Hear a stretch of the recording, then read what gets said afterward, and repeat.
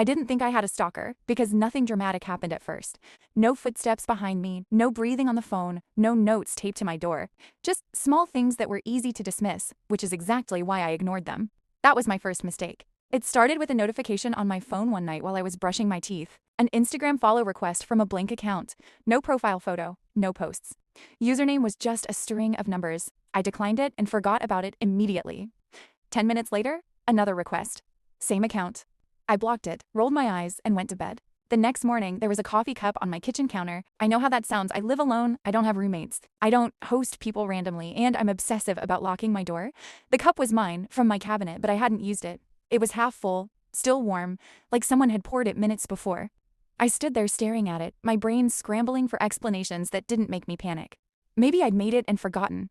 Maybe I was more tired than I realized. I poured it down the sink, washed the cup, and told myself to stop being dramatic. Later that day, the same Instagram account followed me again. This time, I didn't block it. I clicked the profile. Still blank. 0 posts, 0 followers. Following, 1, me. I felt that subtle, unpleasant twist in my stomach, the kind you get when something is off but you can't explain why. I set my account to private and tried to move on. Over the next week, things escalated in ways that were still subtle enough to doubt myself. My grocery list would already be written on the fridge, in my handwriting, before I wrote it. My bedroom window would be unlocked, even though I distinctly remembered locking it. Once, I came home to find my shower damp. The mirror fogged like someone had just stepped out. I started checking my apartment obsessively, convinced I was sleepwalking. I even set up an app to track my sleep. It showed gaps I couldn't explain. Hours marked as awake when I swore I'd been unconscious. I stopped sleeping properly after that. Every creak of the building made my heart race. Every shadow looked wrong. I stopped playing music, stopped watching shows, afraid of missing a sound that mattered. Then the messages started. It wasn't from the Instagram account, it was from a number I didn't recognize. No greeting. Just, "You look tired today." I was at work when I read it. My desk faced a window overlooking the street. I scanned the people below, my heart pounding, suddenly aware of how exposed I was. I typed back, "Who is this?" No response. 5 minutes later, "You should sleep earlier." I didn't reply. I blocked the number. I told my coworker I wasn't feeling well and left early, my nerves buzzing the entire drive home. I checked my mirrors constantly, convinced someone was following me. No one was. That night, I found a sticky note on my bathroom mirror. Yellow. Neatly placed. 2 words written in careful print. "You forgot." I sat on the edge of my bathtub for a long time, staring at it. My apartment was locked. All the windows were shut. There was no sign of a break-in. I threw the note away, hands shaking, and slept with the lights on, a kitchen knife on my bedside table like it could actually protect me. The next morning, I woke up to my phone vibrating. A text. Same unknown number. "You didn't forget this time." That was the moment the denial finally cracked. Someone was watching me. Not just occasionally, constantly. They knew my routines, my habits, when I slept, when I left, what I forgot. I felt naked in my own home. I started changing my routes, my schedules, even my clothes, as if that would confuse whoever was paying attention. I went to the police that afternoon. They were polite, sympathetic, and completely useless. No threats, no name, no proof of forced entry. They suggested I change my locks, update my passwords, and call again if it escalated. They asked if I might be stressed, overtired, imagining patterns that weren't there. I laughed at that too loudly and nodded until they let me leave. Walking back to my car, I had the sudden, overwhelming feeling of being watched from very close by. Not across the street or from a window, but from just behind my shoulder. I didn't turn around. I didn't want to see what might be there. I changed the locks that same evening, twice. I checked the windows, sealed the fire escape, even wedged a chair under the doorknob like a child afraid of the dark. I barely ate. I barely blinked. Every sound felt like a warning. I kept thinking about how easy it would be for someone patient to learn these habits, to wait me out. I stood in my hallway for a long time, listening to my own breathing, realizing safety was a feeling I no longer remembered. The apartment felt occupied even when it was empty, as if something had learned me too well. I stopped answering calls from unknown numbers entirely. Sleep felt dangerous now. I trusted nothing. That night, I installed a small camera facing my front door. I wish I hadn't. Around 2:17 a.m., my phone buzzed with a motion alert. I opened the feed, heart hammering, expecting to see a stranger in a hoodie, or maybe nothing at all. Instead, I saw myself standing outside my apartment door. Same clothes I'd worn earlier, same messy bun, same posture. The version of me on the screen tilted her head slightly, smiled at the camera, and raised a finger to her lips. I couldn't breathe at all. Then my bedroom door creaked open behind me. I froze where I stood, my body locked in place by pure instinct. The camera feed was still open on my phone, my own face staring back at me from outside the apartment, smiling patiently.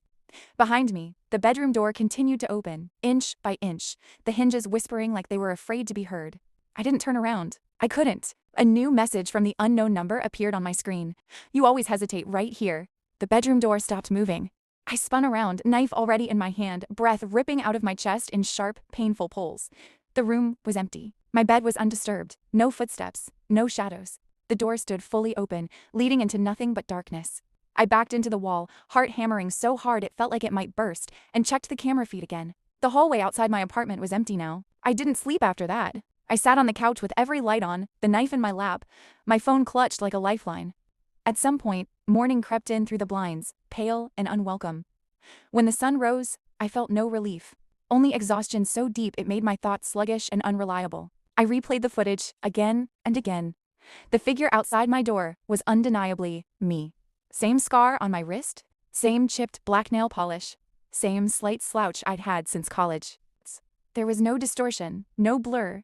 It wasn't a trick of shadows or a glitch. It was precise, intentional. I unplugged the camera and shoved it into a drawer like hiding it could undo what I'd seen. I called in sick to work for the first time in years. I didn't trust myself to be outside, surrounded by reflections and windows and strangers who could be watching. Around noon, there was a knock at my door, 3 sharp raps that echoed through my apartment like gunshots. I jumped, adrenaline flooding my veins, and crept toward the door, peering through the peephole. No one was there. Another vibration from my phone. Don't hide. I lost it then. I screamed, a raw sound torn straight from my chest, and hurled my phone across the room. It shattered against the wall, pieces skittering across the floor. For a moment, the silence afterward felt thick and suffocating. I slid down against the door, shaking, tears blurring my vision. Without my phone, I felt exposed, cut off from the only proof that this was happening. That was when the knocking started again, slower this time. Deliberate, I stayed silent, barely breathing, my ear pressed to the door. On the other side, someone exhaled. Soft, familiar, like my own breath when I was nervous. You didn't answer, a voice said quietly. My voice. I don't like being ignored. I don't remember standing up. One moment I was on the floor. The next I was backing away, my pulse roaring in my ears. The voice continued, calm and conversational, as if we were discussing the weather through a locked door. You should really stop fighting this, it said. It's exhausting watching you panic. The doorknob rattled gently, testing, not forcing, waiting. I fled out the fire escape with nothing but my keys and wallet, barefoot and shaking. I didn't stop running until my lungs burned and my legs threatened to give out. I ended up at a crowded cafe several blocks away, collapsing into a corner booth like a hunted animal. Surrounded by noise and people, I almost convinced myself I was safe. Then the barista called out my order by name. I hadn't given it. I didn't stay to ask questions. I stumbled back onto the street, paranoia clawing at my spine. Every face felt like a mask. Every reflection in car windows made my heart stutter. I caught myself checking shadows, comparing movements, terrified I'd see myself where I shouldn't be. By evening, I was desperate. I went to my sister's apartment across town without telling her I was coming. When she opened the door, concern flickered across her face at the sight of me, wild-eyed, shaking, barely coherent. I told her everything. The messages, the camera, the voice. I watched her expression carefully, bracing for disbelief. She didn't laugh. She didn't interrupt. When I finished, she swallowed hard and said, I thought you knew. The room tilted. Knew what? I asked, my voice barely working. She hesitated, glancing toward her hallway like she expected someone to be listening. You've been acting different lately, she said slowly, for weeks. You forget conversations. You repeat yourself. Sometimes you show up places and don't remember why you're there. Cold dread seeped into my bones. She continued, last Friday you came by here, late. You said you needed to borrow something. I didn't, I said immediately. I was home. She shook her head. You were here. You stayed for an hour. You hugged me goodbye. My stomach dropped. What did I borrow? I asked, her lips pressed together. Your spare key. The room went very, very quiet. From her coffee table, my sister's phone buzzed. A notification lit up the screen. A new message from an unknown number. It read, she's finally starting to remember. I don't even know where to begin because when it finally happened, it all felt impossibly fast and yet excruciatingly slow. That message on my sister's phone, she's finally starting to remember, was the final nudge into the abyss. I hadn't realized I'd been teetering over for weeks. My blood ran cold. The air in the apartment felt impossibly thick. I could barely breathe. What do you mean? I whispered, voice shaking. My sister didn't answer at first, just stared at me with wide, fearful eyes. Then finally she said, There's someone living in your apartment, or has been.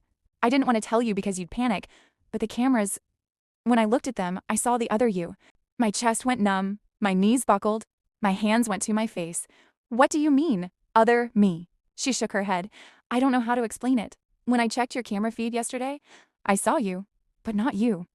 Someone wearing your face, your exact face, moving around the apartment while you were asleep, while you were unaware. It's been happening for weeks, hasn't it? I couldn't speak, I couldn't process. My mind went back to the coffee cup, the sticky note, the damp shower, the fogged mirrors. Every little thing I had dismissed suddenly made sense. Someone had been inside my home for weeks, living my life, imitating me, learning me, and somehow, they could copy me perfectly. Then it clicked. The Instagram account, the texts, the unknown number, the camera outside my door. All of it wasn't just surveillance. It was bait, training, testing. Someone had been meticulously shaping me, watching every reaction, every fear, every small panic, like I was a puzzle to be solved. I turned toward my sister. You have to come with me. Now. Back to my apartment. I need, someone else there. Someone who can see them too. We left immediately, her hand gripping mine. I didn't even lock the door behind me. I didn't care. The streets blurred beneath my feet as adrenaline and pure terror fueled my every step. When we reached the building, my heart nearly stopped. The front door was wide open. Wide open. I froze in the lobby. My sister gripped my arm. Don't, she whispered. Let's call the police. I shook my head. No. If I wait, they'll disappear again. They know I'm coming. I have to. We ran up the stairs, 2 flights, my chest burning. The hallway outside my apartment was still. Too still. My hands were shaking so badly I couldn't insert the key. I froze. The door was already unlocked. I turned the handle. Inside, the apartment looked normal. Too normal. I stepped in, scanning for signs of movement, heart hammering. And then I saw her. Not her. Me, standing in the kitchen. Exactly my height. Same hair, same clothes I had worn that morning. She or it turned to face me, perfectly calm, smiling faintly, holding a mug of coffee. You're late, it said in my voice. I wanted to scream. I wanted to run. I wanted to disappear into the walls. My sister behind me was frozen, pale, staring at the doppelganger like she'd seen a ghost. I gripped the knife, but my hands shook so violently I barely held it up. Who are you? What do you want? I demanded, though my voice cracked with terror. The doppelganger shrugged. I just want to live. You wouldn't understand. You never notice things until it's too late. I'm patient. I learn. You don't. I took a step back. My sister whispered, Summer, what do we do? I realized then that this wasn't just a person. This wasn't a simple stalker. This was someone who had studied me, copied me, anticipated my reactions, learned my habits to the point of becoming me. And worse, I had no idea how long they had been doing it or how far they were willing to go. My doppelganger lifted the mug, took a slow sip of coffee, and said, You can't hurt me. Not really. I'm you. Or the version of you that doesn't notice the little things until they own your life. I lunged, knife aimed at the chest. My hands were shaking so hard I nearly dropped it. But the figure stepped aside with fluid, unnatural precision, almost like it was waiting for me to move. You'll only make it worse, it said. You'll hurt yourself. Then it moved closer. I could feel the air shift around it, feel the impossibility of it. The way it moved wasn't human, but it looked human. And in that moment, I realized something that froze me to my core. All the notes, all the cups, all the small manipulations, they weren't random. They were a rehearsal. It wasn't done. I staggered backward, almost tripping over the rug. My sister screamed, Call the police, she yelled, but my phone was still smashed, shattered, useless. The figure tilted its head, smiling faintly. There's nowhere to call. There's no one who can help. You can run, but you'll only find me in the mirror, in the coffee cup, in the shadows. I'm always there. Always waiting. I backed into the living room, trying to think, trying to breathe, and then I noticed it, on the wall, the framed photos. Every photo of me, from childhood, from college, from recent months. Someone had taken a marker and lightly traced my doppelganger's features over mine. Subtle. Perfect. Unnoticeable at first glance, but now glaringly obvious. Every moment of my life had been observed, copied, predicted. My sister grabbed my arm. We need to go. Now. I shook my head. No, I can't leave it. I have to. A sound stopped me. From the hallway, the front door creaked. Slowly, it opened further. And then another shadow appeared, identical to the one in my apartment. Another me. And I realized I wasn't alone anymore. All at once, I understood the terrifying truth. This wasn't just a stalker. This wasn't someone who wanted to scare me. This was someone or something that had become me. Someone who had infiltrated my life to the point of living it better than I ever had. And there was no fighting it. My sister screamed behind me. I didn't even turn. All I could do was step toward the window, toward anything that might give me an advantage, and pray I could survive long enough to figure out how. The lights flickered. I froze. The room was suddenly full of movement. Reflections in the glass, shadows on the walls, whispers echoing my name. They were everywhere at once. And then my doppelganger smiled, tilting her head. "Welcome home." Everything went black. When I woke up, I was outside. My sister was holding me, shaking. The apartment was gone. Not just empty, but erased. Windows boarded, door padlocked.